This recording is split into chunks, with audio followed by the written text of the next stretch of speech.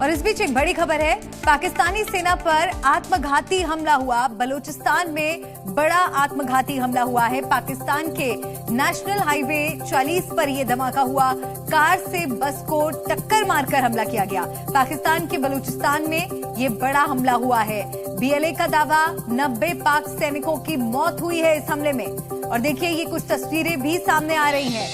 देखिए कैसे बलूचिस्तान में यह आत्मघाती हमला हुआ। पाकिस्तान के नेशनल हाईवे 40 पर यह हमला हुआ। कार से बस को टक्कर मार दी गई। देखिए जोरदार टक्कर यहां पर किस तरह से मारी गई। बलूचिस्तान में हुआ है यह बड़ा आत्मघाती हमला और इस हमले में कई मौतों की खबर आ रही है। पाकिस्तान के नेशनल हाईवे 40 पर यह हमला हुआ। कार से बस को टक्कर मारकर हमला किया गया। और बीएलए जो दावा कर रही है, बड़ा दावा बीएलए कर रही है कि 90 पाक सैनिकों की इस हमले में मौत हुई है। बलूचिस्तान से ये बड़ी खबर है और ये कुछ तस्वीरें भी सामने आई हैं। पाकिस्तान के बलूचिस्तान से ये बड़ी खबर, आत्मघाती हमला यहां पर देखिए किस तरह से किया गया। कार से बस को टक्कर मारकर यह हमला हुआ है। पाकिस्तान के नेशनल हाईवे 40 पर बड़ा धमाका हुआ। बलूचिस्तान में यह आत्मघाती हमला हुआ है। तो पाकिस्तानी सेना पर यह हमला किया गया है। 90 पाकिस्तानी सेना के लोगों की मौत की भी खबर आ रही है। पाकिस्तान की सेना पर यह आत्मघाती हमला हुआ। बलूचिस्तान में नेशनल हाईवे 40 पर यह भीषण धमाका हुआ। कार से बस को टक्कर मारकर यह हमला किया गया और पाकिस्तान के बलूचिस्तान में यह हमला हुआ। बीएलए इस पर दावा कर रही है कि 90 पाक सैनिकों की मौत हुई है। पाकिस्तानी सेना अपना कंट्रोल बलूचिस्तान के ऊपर से खोती जा रही है। एक के बाद एक हमले हो रहे हैं। कभी ट्रेन हाईजैक होती है, कभी उनकी बस के ऊपर हमला होता है, कभी पुलिस चौकी पर हमला होता है, कभी सेना के कॉन्वॉय पर हमला होता है। और वो एक तरह से पूरी तरह से नाकाम है और इस नाकामियत का जिम्मेदार पाकिस्तान खुद है। वो कई बार भारत के ऊपर ब्लेम लगाते हैं, लेकिन मेरा ये मानना है कि जिस प्रकार से उन्होंने बलूचिस्तान को नेग्लेक्ट किया, उनकी अनदेखी की, उनके लोगों के ऊपर जुर्म ढाया, वहाँ से पूरे मिनरल निकाले, लेकिन आज बलूचिस्तान सबसे गरीब देश रहा है और उनकी कोई सुनवाई नहीं है। उनके ऊपर सेना जुल्म करती रहती है, लोगों को उठा लिया जाता है, कोई कोर्ट कचहरी नहीं है, कोई ह्यूमन राइट्स का इशू नहीं है। ऐसे में तो ये होना ही था और वो फिर इल्जाम लगाते हैं भारत पर। तो पाकिस्तानी सेना पर आत्मघाती हमला हुआ है और ये तस्वीरें भी आपको हम दिखा रहे हैं। देखिए किस तरह से यहाँ पर ये भीषण धमाका हुआ। नेशनल हाईवे 40 पर यह धमाका हुआ। तो पाकिस्तानी आर्मी पर ये एक बड़ा हमला है और बीएलए जो इस पर दावा कर रही है कि 90 सैनिकों की इस हमले में मौत हुई है, ये एक बड़ा दावा है। हालांकि इस दावे को लेकर कुछ और जानकारियों का इंतजार करना होगा, किस तरह से कोई औपचारिक बयान इस पर आता है। लेकिन 90 पाक सैनिकों की मौत का दावा बीएलए कर रही है।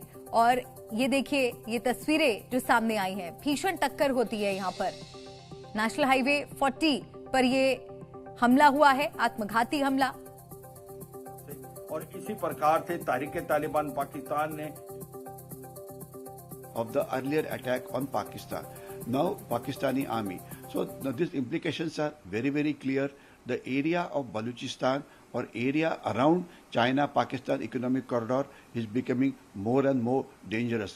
One would realize that nearly $60 billion worth money has been poured by China along this road. And if this road cannot remain safe, then obviously it's the investment here is completely gone down, and in fact it has become a white elephant as far as China is concerned.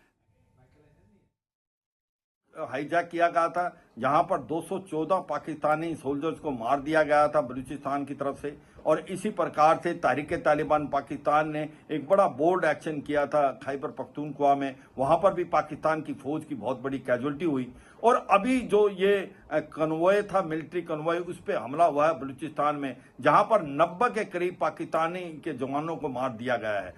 ये लगता है कि पाकिस्तान से बलूचिस्तान गया, जिस प्रकार से पाकिस्तान ने बलूचिस्तान को एक्सप्लॉइट किया था, उसके रिसोर्सेज को एक्सप्लॉइट किया था, वहां पर ह्यूमन राइट वायलेशन कर रहे थे और लोग वहां पर बहुत ही तंग थे, वो नहीं रहना चाहते बलूचिस्तान में। तो मुझे लगता है जिस प्रकार से बांग्लादेश में 1971 में वहां पर तूफान आया था, ऐसा ही कुछ तूफान अभी बलूचिस्तान में आता हुआ नजर आ रहा है और ऐसा लग रहा है बलूचिस्तान लिबरेशन आर्मी एक के बाद एक सटीक हमले कर रही है पाकिस्तान की फौज पे बलूचिस्तान में। और ये जो चाइना पाकिस्तान इकोनॉमिक कॉरिडोर था, जिसके 7 प्रोजेक्ट थे और ग्वादार पोर्ट बनना था, मुझे लगता है वो ठप पड़ा है। अभी वहां पर चीनियों पर भी टारगेट किया जा रहा है। चीनी भी घबराए हुए हैं, जो technician engineer China Pakistan economic corridor पे आए थे।